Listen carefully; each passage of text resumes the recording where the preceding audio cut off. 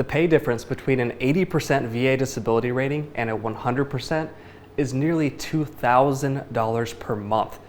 We're talking, I mean, here in Texas, you can almost buy a house with that difference. I'm going to show you how to go from an 80% rating to a 100% rating without crashing into that brick wall that we call VA math. I'm Jordan Anderson, VA Claims Academy. Let's get into it. So we get loads and loads of clients. You know, a lot of them come in with low ratings or no ratings at all, right? Talking about didn't even apply or got denied for decades and came in with 0%.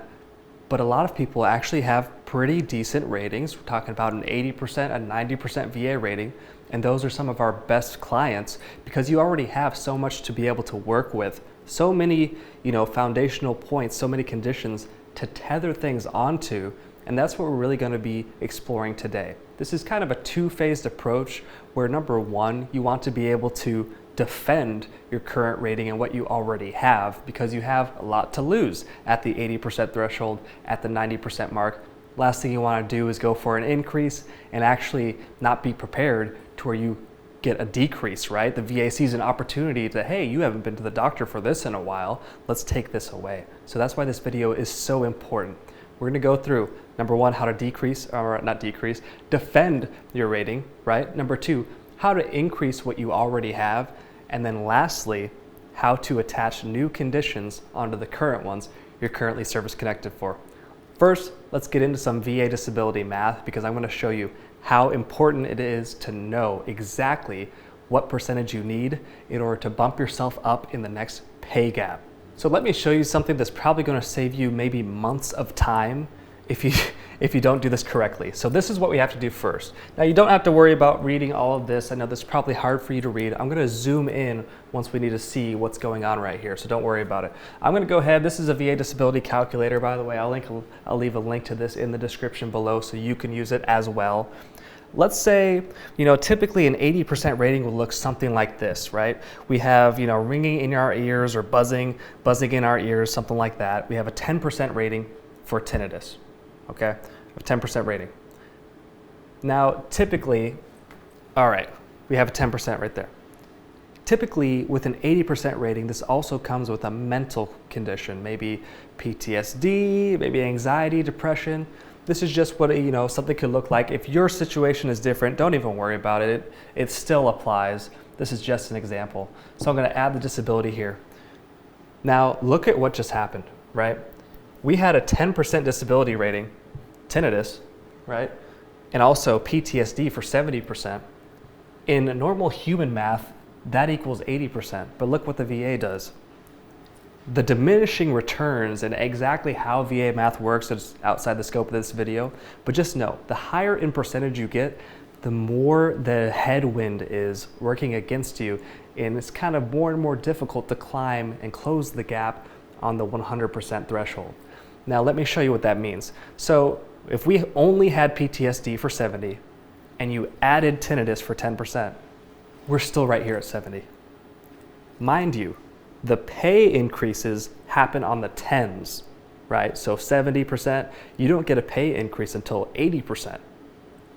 Everything rounds up at the fives. Does that make sense? So if you look down here, you're gonna see the combined disability, it's actually 73%. Hopefully you can see that right here, 73%. That's the actual math behind this. We need to get that to 75 or above, and then poof, it rounds up to the 80% threshold. Let me show you how important this is, okay? So, all right, we have the tinnitus, we have the PTSD. Let's say we have, our left ankle. Let's say our left ankle's hurt for 10%. That's a pretty common, scenario. Now look what happened. We're at 80. Why is that? Because our actual combined disability percentage is 76%. Which is above that 75% threshold to round up. So the very first lesson is you need to kind of ignore your, perfect round number rating. Like, oh, I'm at 70%. Oh, I'm at 80%. You have to do the math using this VA calculator, which again, I'll link in the description as well as the pinned comment below. And you need to know specifically your exact real, VA rating math, your exact percentage point down to their percentage point. because that's going to be everything for us moving forward. Okay, now check this out. We're at 80%, right? We're at 80%. This is where a lot of us get tripped up. Let's add something like migraines, okay? Let's say we have migraines and we have migraines for 30% rating, okay? If I don't mess that up, boom. Migraines, 30% rating, we have it added. Don't worry if you can't see it. Trust me, it's added. What's our disability rating? Still 80. That's how it could mess you up, okay? Why? Because we got stuck right here at 84%. Below that 5, right? Because then it rounds up. This is what can happen. So what are some ways to get around this? Well, number one, we already know that we have to defend the ratings and the conditions that we currently already have. So in this case, you got good stuff here. I know we're trying to take ground, but what good is a good offense if your defense is porous, if your defense is just absolute, trash, right? So we have to be able to defend this 70% PTSD rating.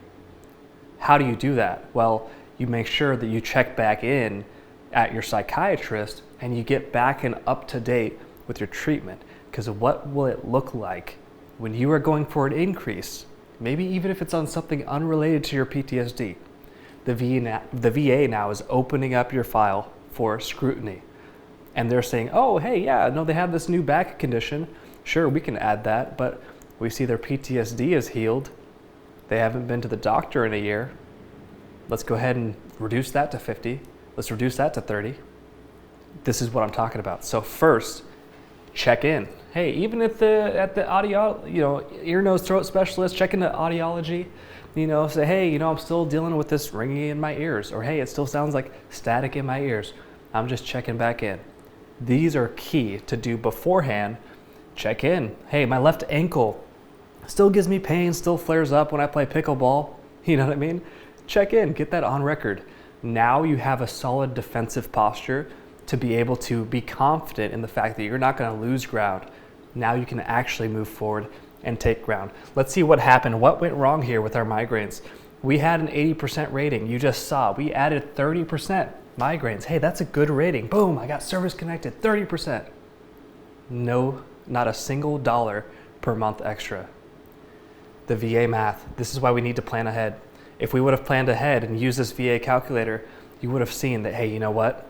If I get a 30% for migraines, it's really not even going to be worth it to me pay-wise for me to go for this increase and risk, my whole file becoming under scrutiny because I have zero potential upside for pay.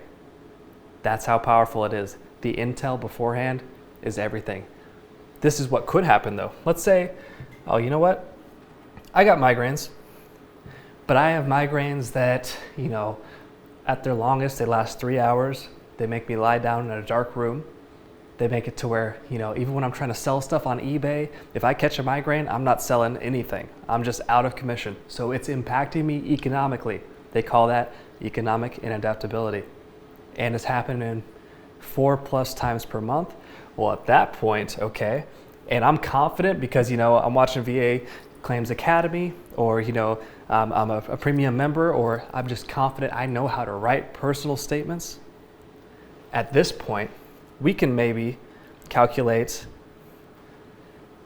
the fact that we might get a 50% rating for those migraines because the symptoms that I just explained to you satisfies that threshold according to 38 CFR, Code of Federal Regulations, right? The VA Disability Bible for how we are rated. Now, look what happened. 88%, which of course we know is rounded up to 90. So instead of, what was it, $1,800, now we're talking about $2,241 per month. Now we're getting somewhere. Do you see how you have to be accurate? When you are a high disability rating, it is imperative that you nail everything perfectly.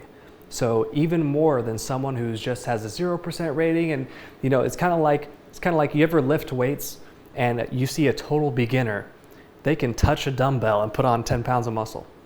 But for those of us, or those of you who are more advanced, right, who exercise, you're fighting for every pound. That's what it is. If you already have a high rating, you're fighting for every inch because at this point, you need to make sure that you're advancing past the headwinds. Now that we know a little bit about VA math, and we also know how important it is at this point to defend your current rating in order to move forward and gain traction, let's talk about order of operation, how to actually get the increase, right? Let's talk about how right now, let's say we're at 50% for mental, 10% ringing in our ears, 10% for the knee. And a lot of the times, hey, we also have a right ankle condition that we're looking to get service connected. But what should be the priority here? We know that right ankle condition that we might actually need a Nexus letter for, we may not even get it approved because it's not in our records. And even after all of that effort, it might be worth a 0%, it might be worth 10%. What's the smarter move here? Well, we have something glaringly, that should point out to us right away for those of us who know VA claims, right? What is that? The fact that we have a sub-average mental rating that's screaming for a potential increase. The average mental rating is 70%, right? Average. And let me tell you, the average veteran, isn't very good at VA claims, right? So as someone who knows VA claims and knows how to articulate yourself to translate your true story into the VA's language, if you have PTSD bad enough to where it's like, oh shoot, I gotta go to the doctor, you probably are gonna be somewhere around average in terms of what the rating should be. So this is what I mean. The entire lesson right here is the fact that you need to examine the conditions that you're already rated for and scrutinize, hey, do I have any room for an increase realistically for my current scenario? Yeah, my knee is, pretty bad, but I don't know if it's 20% bad, right? You'd have to look at it. Okay, do I have, a meniscus that's damaged that might qualify me for an extra 10%? Do I have instability that might qualify me for an extra 10%? There's a good chance they're gonna keep me at 10. Okay, move on to the next thing. Is there any chance they're gonna give me more than 10% for tinnitus? No. Move on to the next thing. Oh, what do we have here? PTSD for a 50% rating. No Nexus letter is needed because a Nexus is a fancy term for service connection. We're already service connected. You don't need a Nexus letter, okay? That's effort saved, that's cash saved. Now, all we need to do is one, make sure our treatment is up to date, and two, articulate better your symptoms in a more effective manner to where you got a shot at now 20%. This is what I'm saying. I'm not saying forget about that right ankle, which we talked about earlier. I'm saying that you need to prioritize. Sure, that right ankle, maybe you can get it service connected, but right now we have low-hanging fruit that is higher in the priority list, and that is always the things that you are already service connected for. Guess what? Including your 0%. Listen to me, including your 0% ratings. Your 0% ratings that you have right now, go look at your claims, see what you're rated for, are a hidden gem because that means that you are already service connected for them. Okay, so if you're 0% for headaches, if you're 0% for GERD, that could just mean, hey, I just got to get my symptoms down on record, and that could be increased, boom, like that. Okay, so start there. Now, finally, now and only now, after you've gone through everything else, it's all about the foundations, the fundamentals. You want to use a NFL metaphor here. You want to be able to run the ball first.